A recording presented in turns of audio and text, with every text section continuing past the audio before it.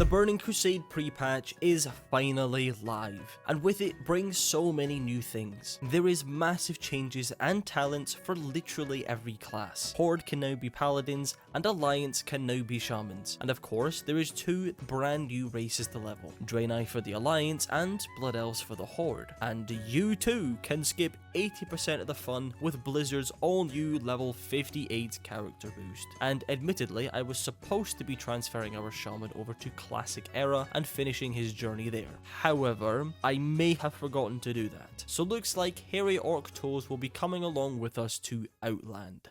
Last time we managed to hit level 50 by spamming Farak, going through Feralas and finishing it off with a run of Maraudon. And well, we are getting pretty close to level 60 and to the release of TBC Classic. So the goal for today's video is to simply reach level 55. To start the day off, we are currently making our way up to Maraudon, because in the last video I said that I didn't want to leave until we were able to get the Blackstone Ring, because unlike when we did this on the Hunter, the Blackstone Ring is actually pre-base, meaning it's the best ring we can get right up until raiding content. So for this run, we actually decided to make a quick stop at the boss Gizlock, because the tank apparently wanted to get the Inventor's Focal Sword. Now granted, I don't know anything about paladins, but surely the Fist of Stone is better, right? I thought prop paladins wanted the fastest one-hander they could find, right? But we get him down, and unlucky for the tank, he only dropped the shield. Afterwards, we actually then made a quick stop at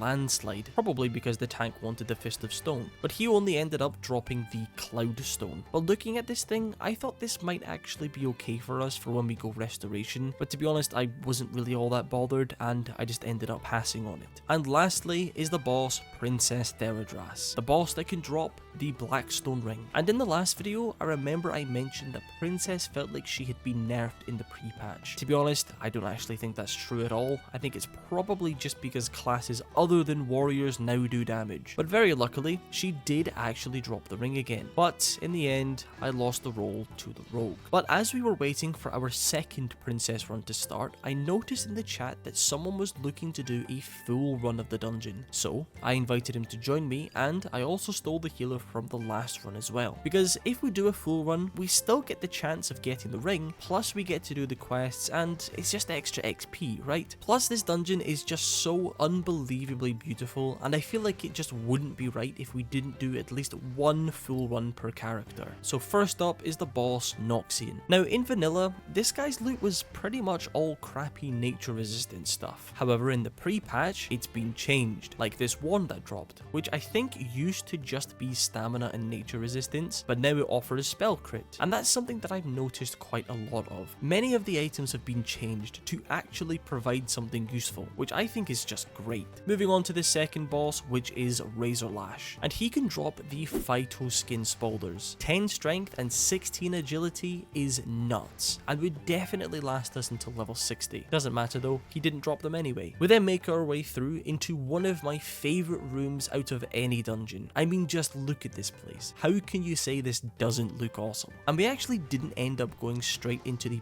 purple side of the dungeon, and instead we went and took down Celebrus the Cursed. And our intention was to do the quest, but turns out that would require us to go all the way back over to the purple side, and while we were so far into it already, we decided to just continue going this way. So we jumped down the waterfall and we continued the run just like it was a princess run. And this time we actually skipped over Gizlock since his loot really isn't that good. We did however go up to Landslide, who dropped the Rock Grip Gauntlets, which are pretty good, but we already have them equipped. So we started making our way down to Princess, and this room, this is the best part of any dungeon in my opinion. I mean, I just love everything about it. It's just too beautiful. But we managed to get Princess down pretty cleanly, but no Blackstone Ring. We then jumped down into the water and took down Rotgrip, who dropped some crappy intellect shoulders. We then exited the dungeon as the devs intended and rezzed up at the purple entrance. Now normally we would just be finished here, but someone wanted to clear the purple side, so why not, I suppose. The only boss here though is Lord Vile Tongue. So whatever you were after, brother, I hope it was the Satyr's Lash. But now that we had done a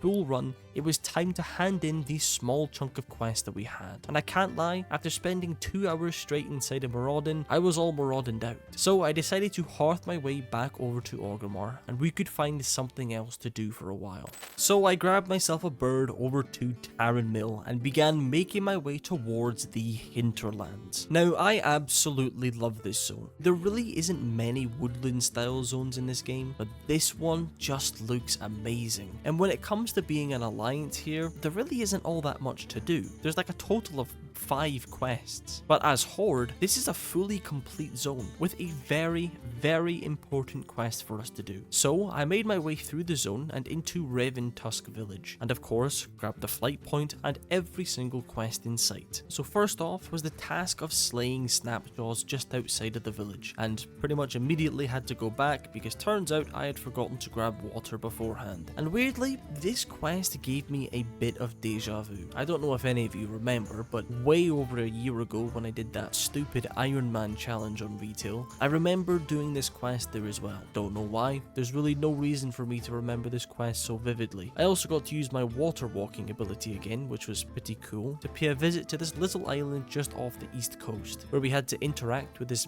bag looking thing, and a couple of trolls came and ambushed us. But once that was done, I began moving deeper into the zone, where I found this tiny troll camp thing. Here we were supposed to be looking for Slag Tree's lost tools, but I couldn't seem to find them, and turns out there was a lot more than just one spawn for these things. So I went over to the other tiny troll camp thingy, where I helped out this dead warrior, and again I couldn't seem to find the lost tools. So instead I headed further up, where we had to kill some Alliance Griffins for a Skylord plume, and very luckily I was able to get it done after only a single mob. And while I was kinda just running around exploring a bit, and I randomly found the tools up a hill around some slimes. I thought this was supposed to be like a troll stole them kind of thing, but I guess not. I then decided to tackle the Owl Beast murder quest for the next couple of years, because we had to kill a total of 20 of them, and there really just wasn't enough of them going around for everyone. Finding even just one of them wandering around felt like a reward. But regardless, I stuck it out and we managed to get it completed. And again, I was kinda just running around completing random tasks when I spotted in the distance a lone Alliance hunter, and I hadn't really done much PvP in the last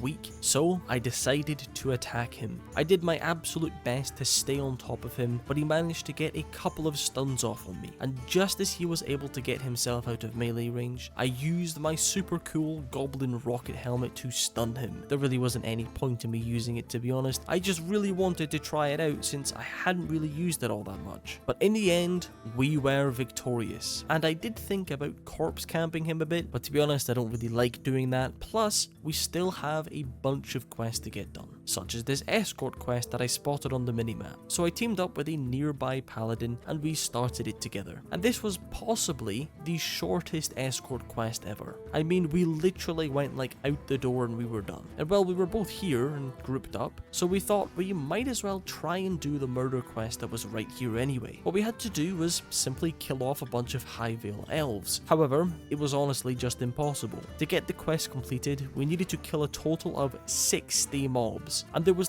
10 spawns max. Plus, there must have been at least 8 other people all running around trying to do it as well. So after 30 minutes of just running in circles, desperately trying to tag mobs, I gave up. So instead, I decided to start working on that very important quest I was talking about earlier. And it's important because it gives us the Rune of the Guard Captain, which is a trinket that will give us attack power and hit. And according to Wowhead, this is very close to being pre-bis. It's not quite there, but it's the 4th best. And in order to complete the quest, we had to go into this big elite mob area. Except, it's no longer an elite quest. In vanilla, every single one of these mobs is an elite, and you would definitely need at least a couple of people in order to get this stuff done. But now we can do it completely solo, and apparently a very big chunk of elites from vanilla are now like this. And in my opinion, this is a great change, because I'm a solo player with no friends, and I've missed out on so much XP and cool items purely because I'm too lazy to find a group. So whilst I was here, I of course decided to do every single one of the other quests, like clearing out this troll cave and teaming up with a couple of players to take down the mini boss Hitaya the Keeper. And well, once all of that was done, I began making my way back over to the east, where once again I could use the water walking thingy to turn in a quest. And then it was back over to the village, where I get to experience the euphoric sensation that is turning in literally 10 quests at once. And that also includes us getting our amazing new trinket and hitting level 52.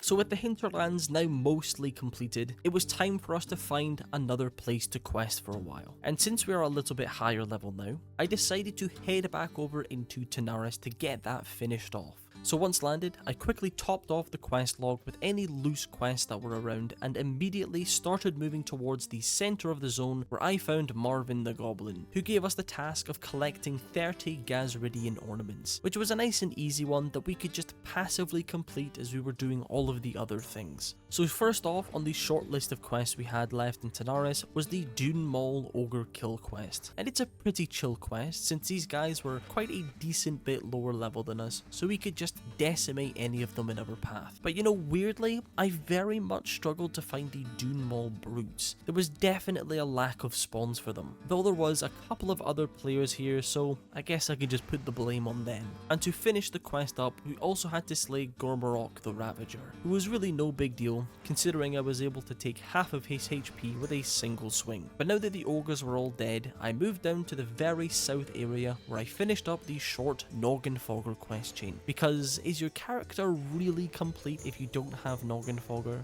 And you know, I've never really had trouble with this quest before, but it felt like the game was against me here, because I ran around for, not even kidding, 25 minutes slaying these bushy freaks waiting for the thing to drop. I saw multiple people come in and complete the quest before me, but you know, that's just how it goes sometimes, right? But regardless, I stuck it out and eventually we managed to get it. And since we were over here anyway, I thought it would be nice for us to do the Turtle Escort quest, because I've never actually done it before, and I saw Mr. Mac complete it and it looked like it could be fun. But I waited and I waited. I even googled what the respawn timer was and it said 5 minutes. I don't think that was true. So instead I decided to move over to the south of the zone, where I finished up the Gazridian ornament quests and got started on a quest that I had previously failed, and it's the Chicken Escort quest. Now when we did this on the Hunter, things went a little bit wrong. The quest was spawning mobs to attack us, Gerald was pulling random mobs, and eventually we failed the quest. Well, the exact same thing happened this time, in the exact same spot. But luckily, this time we are out leveling the mobs by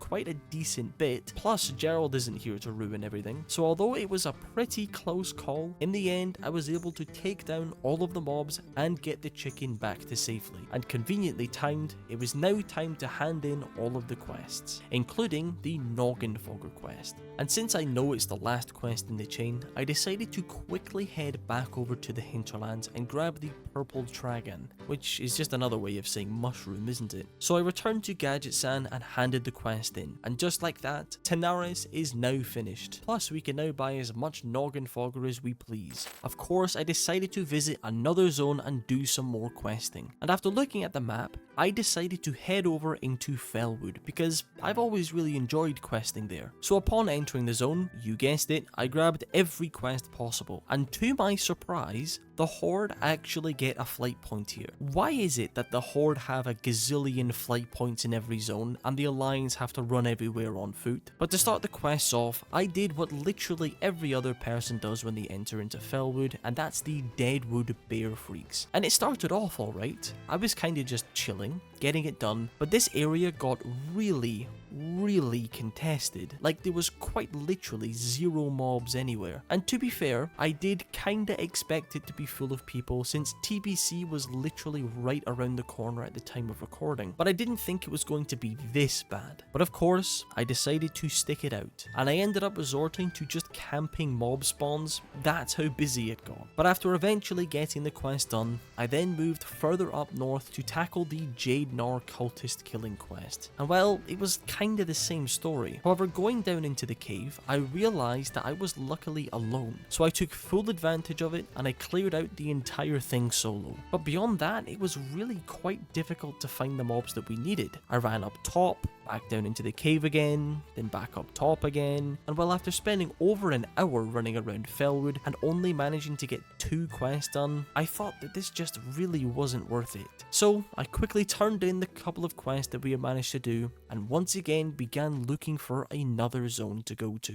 And I decided to go to my favourite zone in the entire game, Ungoro Crater. I mean, what is there not to like about this zone? The aesthetic is perfect. A lush jungle filled with dinosaurs, giant bugs, gorillas that want nothing more than to stomp your head in. So I flew back over to Tenaris and excitedly made my way down into the entrance of Ungoro. Upon entering, I immediately went over to the NPC called Torwa and decided to just get to work on his questline right away. Because from what I could remember, this questline offered a pretty nice piece of gear at the end, and I wanted to see what it was. So first off was locating the fresh Threshodon carcass and picking up a piece of the meat and then taking it back to Torwa. The second quest, we had to kill Ravasaurs and collect pheromone glands. And the funny thing about this quest is that I only figured out how to do it on my last character, because there's tons of Ravasaurs running around, and naturally you would think that it would just drop from one of those. Well, turns out you've actually got to spawn these ones in by standing on top of their eggs, which I guess pisses them off, therefore they come and attack you. Turning that quest in though, that managed to get us to level 53. And the follow-up quest was the task of slaying Lar Corwi. And at first, I didn't realise that I could just spawn him in, so I jammed it out with this rogue for a little bit until I eventually realised that we were supposed to spawn him. And he was a little bit too high level still, but we absolutely demolished him anyway. And of course, I immediately ran to turn the quest in, and well, I was kinda right. It gave us a pair of legs that is 16 strength and 16 stamina. Definitely not bad at all. But now that that questline was completed, I began making my way up north, making sure to avoid Terry the Devil's Sore here. But of course, along the way, I ended up getting distracted as I stopped to complete the super sticky tar quest. But eventually, I did manage to make it all the way over to Marshall's Refuge, where we grabbed every quest and of course, grabbed the flight point. Don't be silly, of course I didn't grab the flight point. So to start the quests off, I of course decided to head straight over and into Gorilla Cave, because I like gorillas. And in here I actually planned on doing the little escort quest, but in order to start it, I needed to hand in a mithril casing. And the annoying thing is, I actually remembered about this quest from last time, and I had saved a mithril casing from when I was leveling engineering, but I ended up leaving it in my bank. So I had no choice but to just finish up the kill quest. And while I was minding my business, just chilling, and a random druid decided that he wanted to try and kill me. And of course, because it's me, I in fact did not resist his pounce, which allowed him to follow up with a couple of mangle crits into bear form. Not really a whole lot I can do at that point, is there? I did try my best to kite him a bit using Earthbind Totem and Frost Shock, but in the end it just simply was not enough. But I was not going to let that stand. So I went on the hunt. But of course, he stood and he waited for me to have a mob on me. Just can't bear a fair fight, this guy, can he? So I got my distance and I used my Goblin rocket helmet that I'd been patiently waiting to use, and that gave me enough time to make the fight even. Unlucky for him though, I was able to get a Wind Fury proc on him whilst he was out of form. He scrambled around, desperately trying to cast something, but in the end he just couldn't do it, and we won the fight. Feels good, man. But about 5 minutes later, I happened to notice the same druid fighting with a warrior, and you know, I didn't want to interrupt their fight, so I let them finish it, and the druid came out victorious. So I gave a little wiggle to the druid, and we decided to duel it out. Why is it that every orc I fight always resists my pounce, yet I can never resist this guy's pounce? And well, I was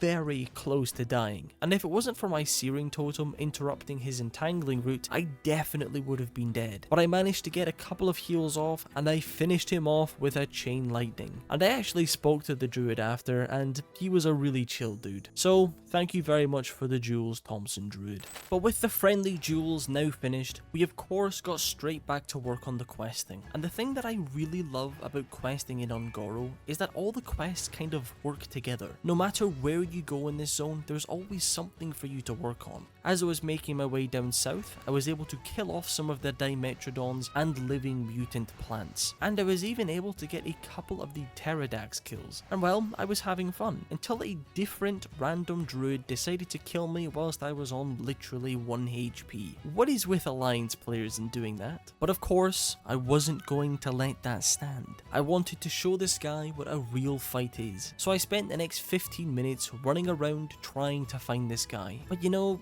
he's a druid. He could quite literally be anywhere. I even tried asking a couple of nearby players, but in the end, I just had to assume that he had vanished from existence. So if you're watching this video, druid, I will find you. Everywhere you go, I will be there.